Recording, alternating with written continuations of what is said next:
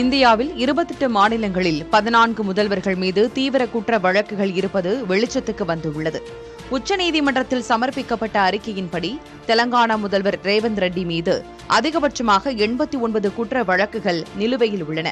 இவரைத் தொடர்ந்து மேற்குவங்க முதல்வர் சுவேந்து அதிகாரி மீது 29 வழக்குகளும், கர்நாடக முதல்வர் டி.கே. சிவக்குமார் மற்றும் ஆந்திர முதல்வர் சந்திரபாபு நாயுடு ஆகியோர் மீது தலா 19 வழக்குகளும், கேரள முதல்வர் வி.டி. சதீசன் மீது 18 வழக்குகளும் நிலுவையில் உள்ளன.